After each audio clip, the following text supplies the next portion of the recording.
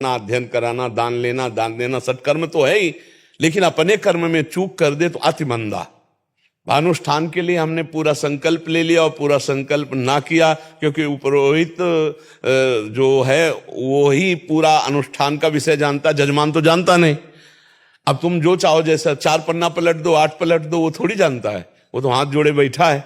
अब आप जो कर रहे हैं उसका फल आपको मिलेगा, वो जिस भाव से कर रहा था उसका फल उसके पास पहुंच जाएगा। तो पंडित जी के सुकृतों से जाएगा। हाँ, पंडित जी के सुकृत उस जजमान के कार्य की पूर्ति करेंगे, पंडित जी का पतन हो जाएगा। ये तो घाटा है महाराज। हाँ बिल्कुल, इसीलिए तो दोनों को बहुत होश में रहना चाहिए। हमने प्रत्यक्ष देखी हुई बात कह रहे हैं। एक पंडित थे कानपुर में, वो आए और 10-12 ब्राह्मण और साथ ले, तो मृत्युंजय का अनुष्ठान था, और जब वो लौट करके आए तो बहुत सोना रुपया बहुत चीजें मिली, और 2-4 दिन में बीमारी शुरू हुई उनकी, और ऐसी बीमारी हुई कि सौंच के साथ खून, उनकी हालत खराब हो गई। लद कर फिर आश्रम में आए, गुरु आश्रम में। तब पूछा कि क्या हो गया, तो बोले जिस दिन से अनुष्ठान करके आए उस दिन हमका त्रुटि कर दी। मृत्युंजय जप का उसने सब कुछ आपको दिया भेंट, लेकिन आपने जप में त्रुटि कर दी। तो बोले 10 लोग हमारे साथ थे, उनमें से किसने त्रुटि की? हमका वो तो आपको केवल जानता है, मुखिया आप थे, आपको ही भोगना पड़ेगा। अगर आपके 10 लोगों ने त्रुटि की तो आपको ही भोगना पड़ेगा। हाँ, तो फिर बोले अब क्या करें? तो हम कहा अब तुम अनुष्ठान करो अपने बचने के लिए।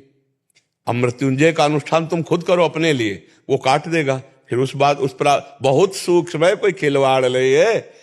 हाँ, तभी तो पंडितों के चरण छुए जाते हैं कि वो जान की बाजी लगा करके मंत्रों के द्वारा दूसरे के पापों का नाश करके उनका मंगल करते हैं, तभी तो उनका चरण पूजा जाता है, तभी उनको प्रणाम किया जाता है। ये कोई खेल साधारण थोड़ी है। निश्चित दुर्गति हो जाएगी अगर अनुष्ठान पूरा नहीं किया। अगर बहुत सी बार बीमार हो जाते हैं ब्राह्मण से। हाँ, क्योंकि उसका प्रभाव आ जाएगा उसे।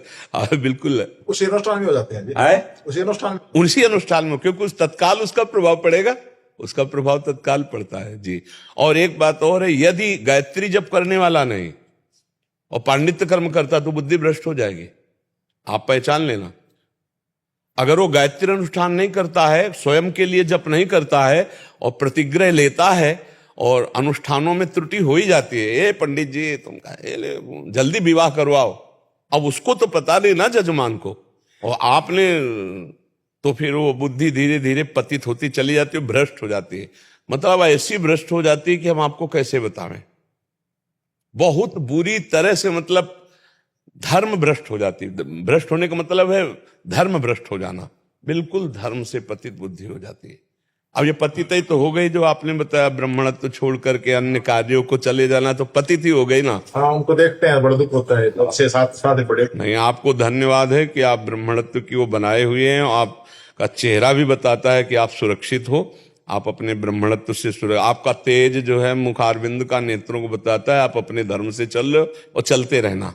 किसी भी परिस्थिति में नमक रोटी खा के गुजारा करना, अनुष्ठान जो लेना कोई देखे न देखे, भरपूर अनुष्ठान करना जो शास्त्रीय पद्धति से है। दक्षिणा कम मिले चलेगा, अनुष्ठान में कमी ना हो, तो भगवान आपका मंगल करते रहेंगे। जजमान का मंगल भगवान देखते हैं, तो वो भगवान आपका मंगल करेंगे, क्योंकि आप ईमानदारी से लगे हुए हो और बेईमानी ना करे। बेईमानी होता मंत्र की चोरी करना, पाठ की चोरी कर लेना, क्योंकि जजमान को तो ज्ञान नहीं होता क्या है सांगोपांग अनुष्ठान, आपको ज्ञान है, आप उसको चोरी कर लेंगे तो आपकी हानि हो जाएगी। आप ऐसे चलिए और ब्राह्मणों को सद्भावनाएं पुष्ट कीजिए उनकी, कि अपने धर्म में रहें और हमारे समाज का कल्याण करें मंत्रों के द्वारा, हाँ, अनुष्ठानों के द्वारा। और आप व्रत भी रहा करिए। व्रत रहते हैं, एकादशी व्रत रहते हैं? हाँ, एकादशी भी रहा करिए, क्योंकि व्रत, अनुष्ठान, गायत्री, संध्या, इन्हीं के तप बल से ब्राह्मणत्व सुरक्षित रहता है। हम इसी से दूसरों का कल्याण करते हैं।